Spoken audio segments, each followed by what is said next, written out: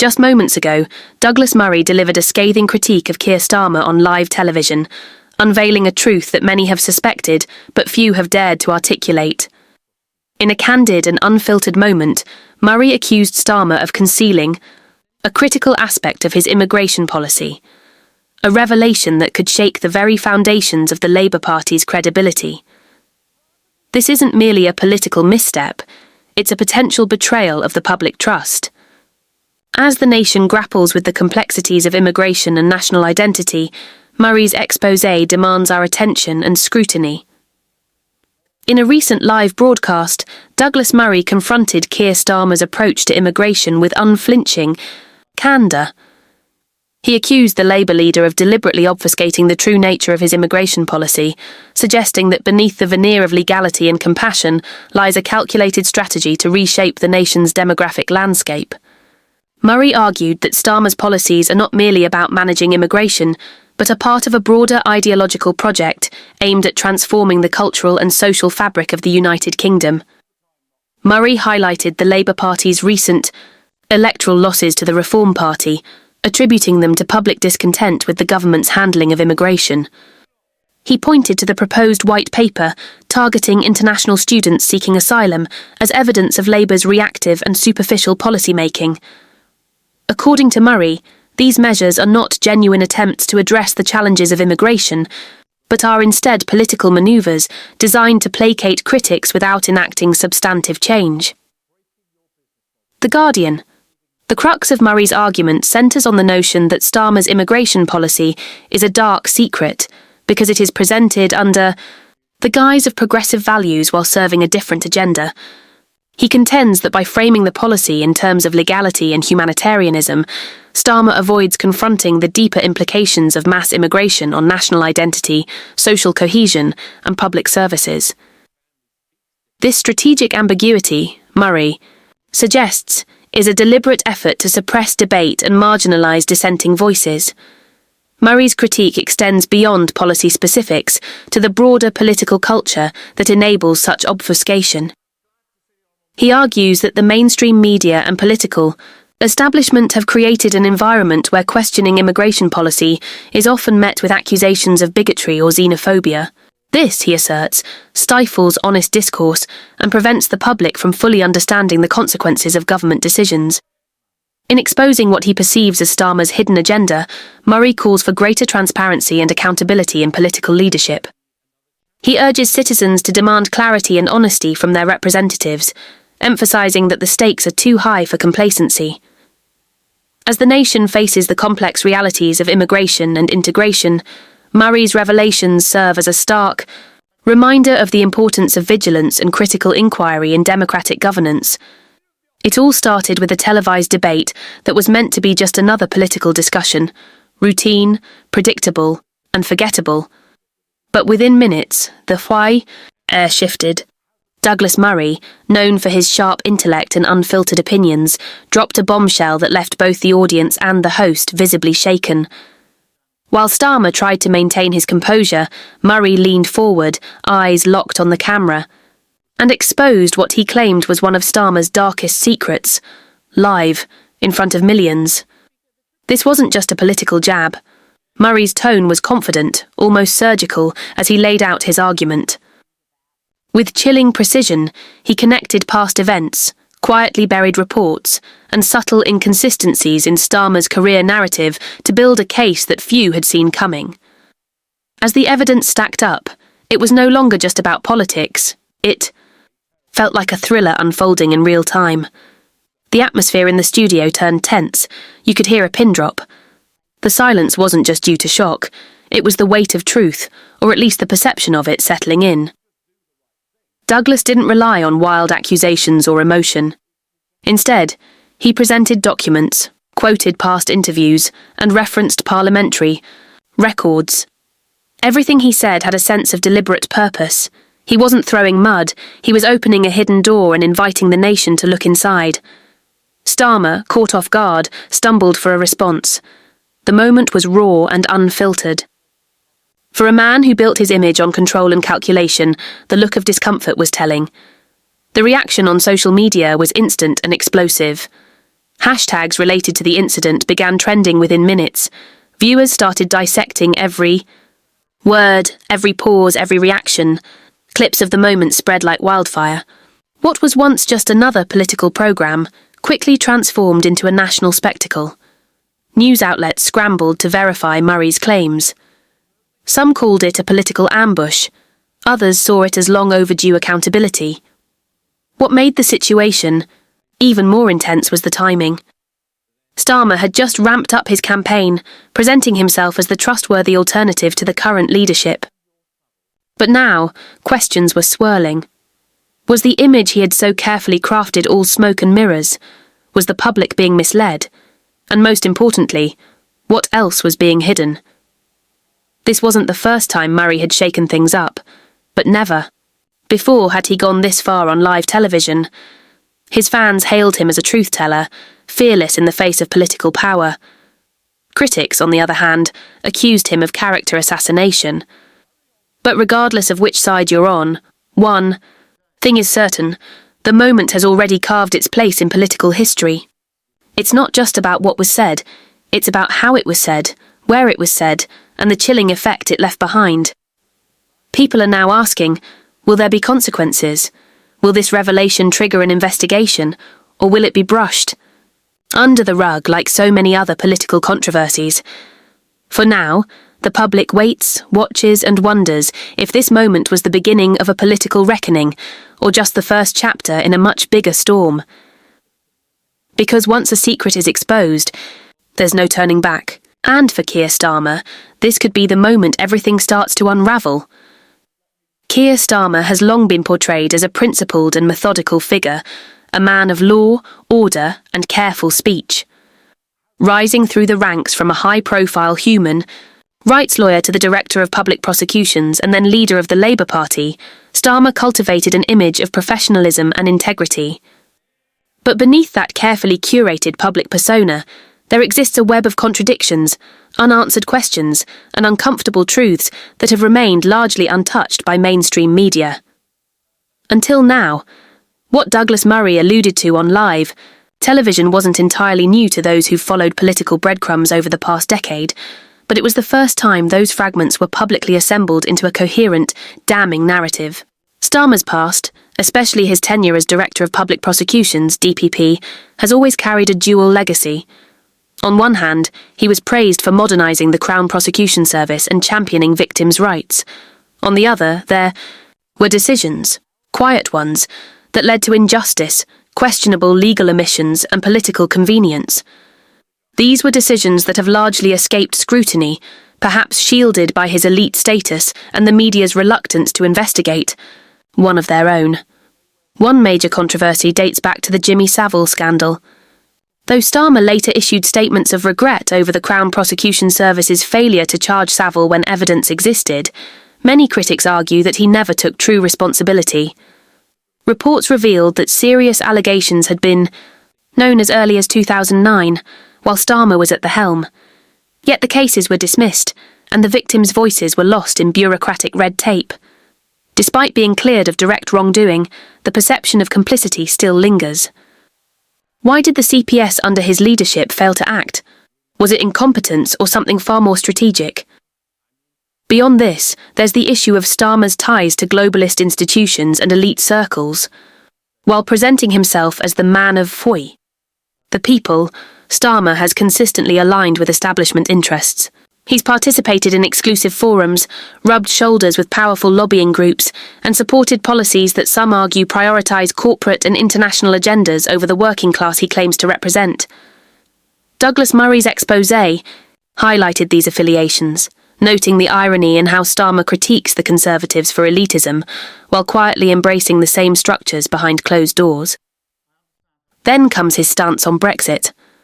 Starmer has flipped his position multiple times, causing confusion and resentment among both Leave and Remain voters.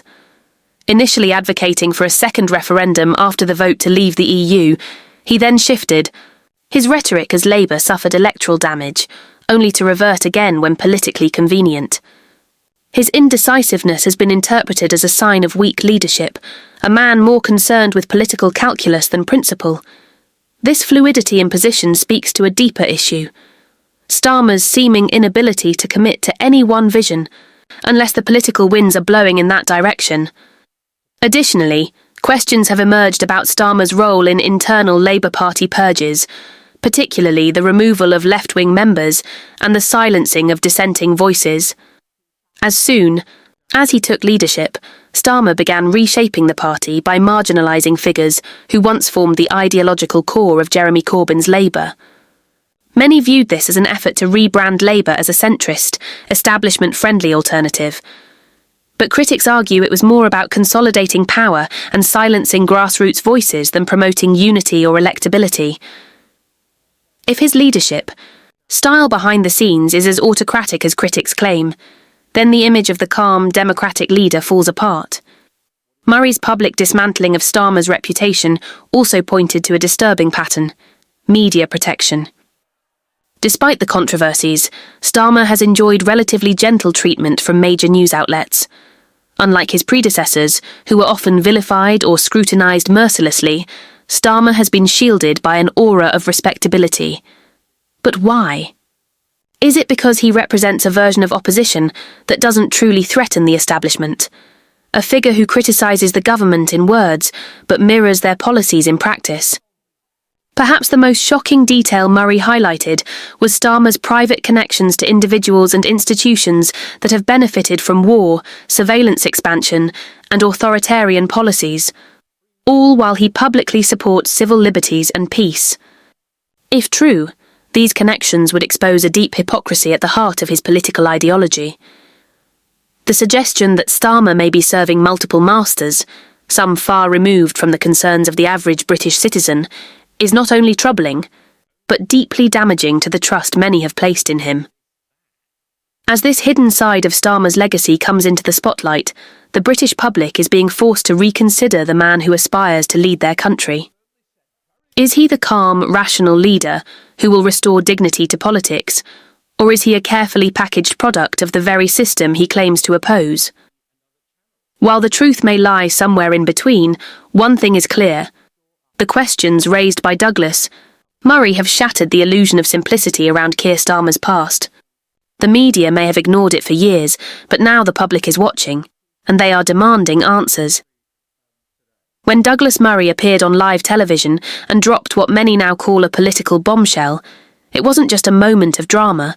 It was a moment that peeled back the curtain on an entire political narrative long taken for granted. Known for his sharp intellect and uncompromising critiques of liberal politics, Murray did not hold back as he exposed what he described as Keir Starmer's darkest secret. The timing, delivery, and content of his statement created a ripple effect across political and media spheres, prompting the public to ask, what else is being hidden? Murray's revelations centred not only on the specifics of Starmer's past, but also on the broader issue of duplicity in political leadership. He argued that Starmer represents a brand of politics that masks control, conformity, and globalist allegiance under the veneer of progressive, rule-based governance. As he dissected Starmer's record, Murray pointed to specific inconsistencies and outright contradictions in Starmer's public and private conduct. But perhaps the most powerful element of his message wasn't the list of grievances. It was the overarching theme that Keir Starmer is not who the public thinks he is. One of Murray's most striking claims was that Starmer has maintained covert relationships with organisations that operate in legal grey zones, institutions that advocate surveillance, data control and censorship in the name of public safety. While Murray was careful with language, the implication was clear. Starmer, who champions civil liberties on camera, has quietly endorsed or supported mechanisms that erode them behind closed doors. This allegation isn't just damaging, it strikes at the very foundation of Starmer's credibility. Furthermore, Murray raised the issue of selective justice during Starmer's time as Director of Public Prosecutions. According to him, certain cases involving politically sensitive or high-profile figures were delayed or handled with kid gloves, while other less politically risky prosecutions were pursued aggressively. The suggestion wasn't that Starmer broke the law, but that he used his position to navigate it politically, a subtle but powerful critique that challenges the public's assumption of his impartiality. The broadcast became a viral sensation, triggering widespread reaction on social media. Some viewers applauded Murray for his courage, saying he voiced what many suspected, but few dared to articulate. Others criticised the timing, questioning the motivation behind the exposé. But regardless of political alignment, what Murray achieved was a seismic shift in the conversation surrounding Keir Starmer. The leader of the Labour Party was no longer just a soft-spoken former lawyer with a meticulous tone. He was now a man under fire, with his trustworthiness openly questioned by one of the UK's most prominent commentators. Murray's critiques were deeply rooted in a larger warning about the state of modern democracy. He argued that figures like Starmer are emblematic of a political class that wears progressive language as camouflage, while quietly enforcing top-down control and ideological conformity. Starmer's push to restructure Labour into a safe, centrist party, free from internal dissent, was described by Murray as an attempt to sanitise politics of its soul, to replace meaningful debate with empty slogans and surface-level ethics. Another bombshell moment came when Murray pointed to Starmer's involvement in reshaping public discourse through indirect influence over media and academic circles. He claimed that Starmer, through his alliances and legal networks, had helped normalise a culture where questioning certain narratives was deemed unacceptable, even punishable. The implication here was chilling. A future under Starmer's leadership might not only be politically centralised, but intellectually policed. This wasn't just speculation. Murray referenced documented partnerships and initiatives where Labour had supported or endorsed policies involving online regulation, misinformation, crackdowns and funding media watchdogs. While these actions could be interpreted as attempts to maintain societal order, Murray framed them as part of a coordinated strategy to dominate thought, not just policy. For many, this exposure shifted the perception of Starmer from a cautious leader to a calculated tactician who has managed to fly under the radar by exploiting the public's thirst for stability over truth. Murray's performance on live television crystallised this tension, painting Starmer as the figurehead of a political era where transparency is selective, accountability is outsourced, and power is cloaked in civility. Importantly, Murray did not end his segment with mere condemnation. He challenged viewers to look beyond the headlines and critically assess who they are placing their hopes in. The issue, he argued, was not about partisan loyalty, but about democratic integrity.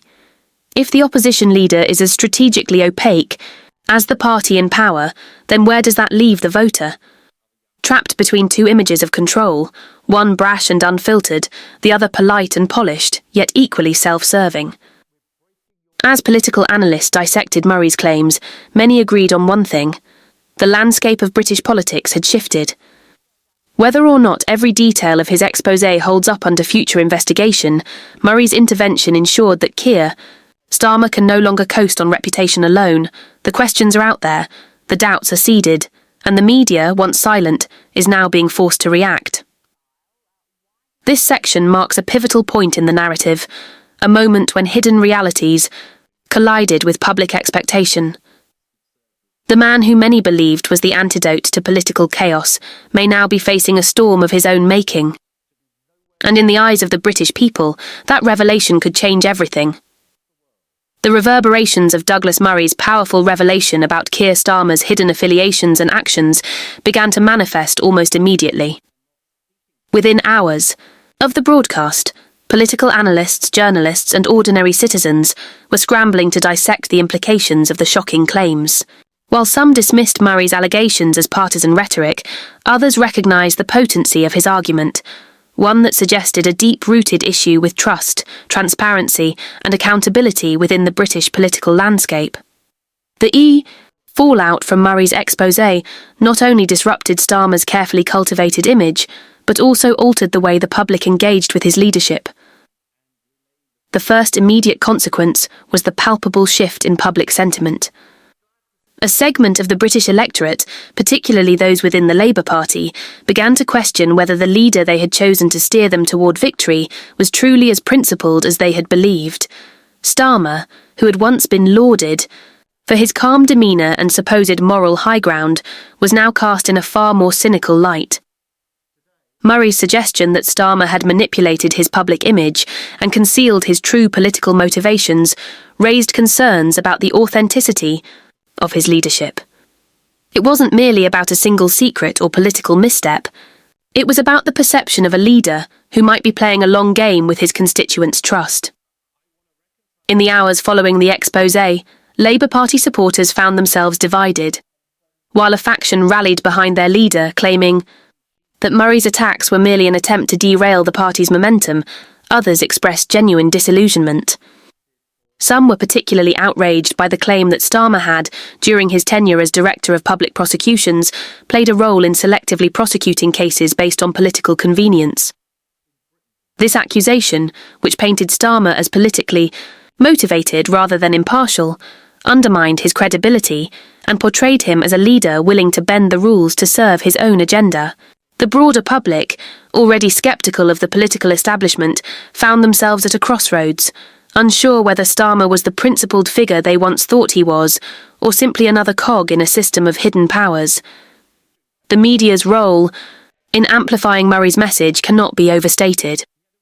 While some outlets chose to downplay the allegations, others seized the moment to launch deeper investigations into the claims surrounding Starmer. News programs and online forums lit up, with debates over whether the exposé was a genuine political scandal or an exaggerated attempt to tarnish a leader's reputation. The British press, which had largely treated Starmer with an air of cautious respect, now found itself forced to confront uncomfortable questions about its own complicity in the uncritical coverage of his career. As the story unfolded, journalists dug into Starmer's past and began to uncover details of his professional connections and political manoeuvring, adding further fuel to the fire. The media scrutiny that followed transformed the exposé from a one-off moment into an ongoing narrative that would likely dominate political discussions for months to come. Political strategists were quick to recognise the strategic implications of Murray's revelations. For the Conservative Party, it represented a golden opportunity to discredit Starmer and shift the narrative away from their own internal struggles. Conservative spokespersons took to social media, television and print to seize on the vulnerability that Murray's exposé created. By aligning themselves against Starmer's alleged hidden dealings, the Tories hoped to regain ground lost in recent years, positioning themselves as the party of transparency and integrity. Conservative leaders and their allies in the media began to question Starmer's suitability to lead the nation, emphasising the risks of entrusting the future of Britain to a man with such a murky political past. The Labour Party's internal response was a mix of denial, damage control and introspection. Senior members of the party, many of whom had been quietly dissatisfied with Starmer's leadership, saw this as an opportunity to reignite the conversation about the direction Labour should take. Some called for a more open and candid discussion of Starmer's past, hoping that doing so would allow the party to reassert its values and reconnect with disillusioned voters. Others feared that any internal infighting would further alienate the public and undermine Labour's chances in the upcoming elections. In the midst of this uncertainty, Starmer himself remained relatively quiet, leaving his defenders to navigate the turbulent waters of public opinion. One of the most significant outcomes of Murray's exposé was the renewed focus on the broader issue of transparency within the political system. Murray's criticisms were not confined to Starmer alone. They extended to a larger critique of the political class as a whole. He argued that the establishment, whether Labour or Conservative, had become too entrenched in a system that prioritised self-preservation over genuine democratic values. His exposé, while targeting Starmer, also became a call to action for the public to demand greater accountability from all their political leaders. The conversation shifted from a singular scandal to a larger discussion about the nature of modern governance, the power dynamics behind closed doors, and the need for a political reset. Public trust in politics, which had already been eroded by years of scandal, corruption and broken promises, reached a new low. For many Britons, the political class seemed more like a distant, unaccountable elite than a body of representatives working for the people. Murray's revelations tapped into the frustration felt by millions who had grown weary of being told one thing by their leaders, while seeing another unfold behind the scenes. The exposé added to a growing sense of political cynicism that could have long-lasting implications for voter turnout, engagement, and party loyalty. As the months passed, the political environment continued to evolve in the wake of Murray's bold move. Starmer faced mounting pressure, not only from the public but also from within his own party. His every move was scrutinised, his past actions re-examined, and his every word twisted for potential contradictions. The battle for the future of the Labour Party intensified, with factions growing in support of either a reformed leadership or a complete overhaul of the party's strategy. In the end, the true impact of Douglas Murray's exposé may not be fully realised until the next general election, where the electorate will decide if Starmer's tainted reputation is enough to undermine his political ambitions. But what is clear is that Murray's words have cast a long shadow over the Labour leader, and the fallout from that moment is likely to shape British politics for the foreseeable future. As the public continues to grapple with the implications of the exposé, one thing is certain: the political landscape has been irrevocably changed. Douglas Murray's exposé of Keir Starmer's concealed actions sent shockwaves through the political landscape, but the real question now is how these revelations will impact the future of both Starmer and the Labour Party. The political ramifications extend far beyond the immediate fallout. They represent a significant turning point not only for Starmer, but for the British political system itself. The way that political narratives are shaped, scrutinised and held accountable will likely be altered as a result of Murray's aggressive dissection of Starmer's character and past. In the wake of these explosive revelations, the future of both Starmer's leadership and the Labour Party's prospects is uncertain. At the centre of this uncertainty is Keir Starmer himself.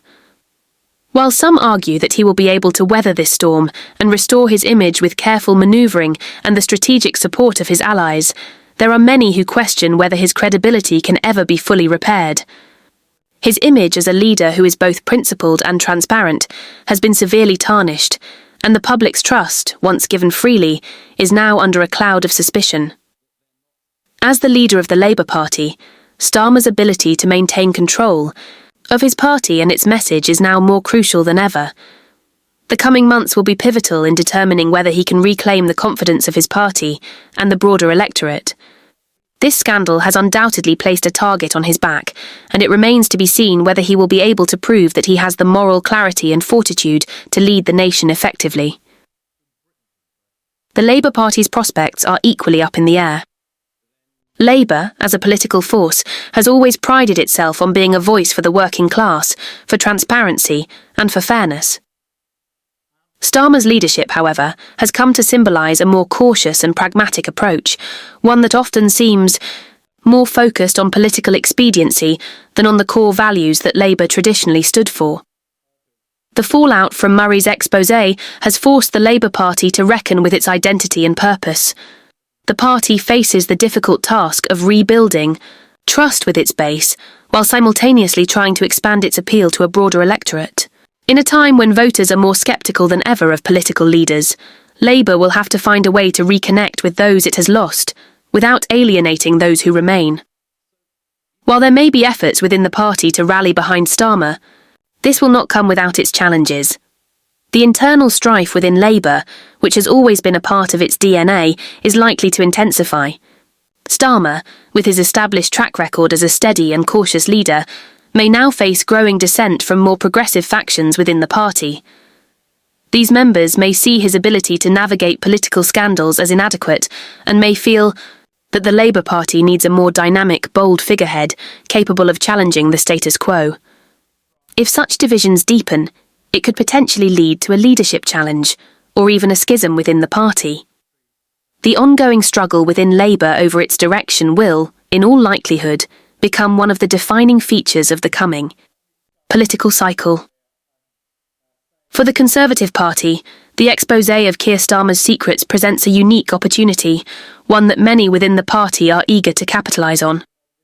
The Tories, who have been embroiled in their own controversies over the years, now have the chance to position themselves as the party of transparency and moral clarity in comparison to Starmer's perceived moral ambiguity. They are likely to intensify their attacks on Starmer, portraying him as untrustworthy and politically compromised. The Labour leader's past actions, now scrutinised under a more critical lens, provide the Conservatives with ammunition that could significantly damage Starmer's ability to connect with the public. This newfound opportunity also places pressure on the Conservative Party to maintain its own integrity and address any perceived hypocrisy in its ranks, as the public will inevitably scrutinise the motives behind these attacks. In terms of voter behaviour, the long-term consequences of Murray's revelations will likely be felt most acutely in the next general election. While public opinion is still shifting in response to the scandal, it's clear that the electorate is becoming increasingly disillusioned with traditional party politics. Starmer, once seen as a potential saviour for Labour, now finds himself in a precarious position. His ability to maintain a positive public image is likely to be tested at every turn, especially as rival factions within the Labour Party work to reshape its narrative. As the scandal continues to unfold, it may force voters to reconsider their allegiances, making them more reluctant to invest in a political party they feel is mired in deception and hidden agendas. The growing disillusionment among the electorate is not solely confined to the Labour Party. It extends to the political system as a whole, with voters across the spectrum increasingly fed up with what they perceive as a lack of genuine leadership and accountability. Murray's exposé, while focusing on Starmer, speaks to a larger crisis of trust in political leaders. This crisis is likely to further erode the already tenuous relationship between the public and the political elite. As scandals continue to surface, voters may become more cynical about the ability of any party to deliver the change they seek. This sense of betrayal, coupled with the rising tide of populism, could fuel demands for a political reset, one that challenges the very foundations of the current political system. Looking ahead, the Labour Party will have to navigate a political landscape that is fundamentally shifting. For Starmer, the challenge lies not only in salvaging his reputation, but also in steering the party through a period of turbulence and potential fragmentation. If he cannot unite the party, overcome public scepticism, and regain the trust of disillusioned voters, it is possible that his leadership will become untenable. As for the broader political system, Murray's exposé serves as a stark reminder of the fragility of public trust and the ever-present tension between political power and accountability. In the end, the true consequences of Douglas Murray's exposé may not be fully realised until the next election cycle, when voters will cast their ballots not only for a party, but for the future direction of British politics. Whether Starmer can mount a successful comeback, or whether the political establishment will be forced to reckon with the growing demand for change, remains to be seen. But one thing is certain: the reverberations of this moment will echo through the political landscape for years to come. As the Labour Party contemplates its future, and as the electorate grapples with a crisis of confidence, the course of British politics has undeniably been altered. As the political drama surrounding Keir Starmer unfolds, and the implications of Douglas Murray's exposé continue to reverberate, the conversation surrounding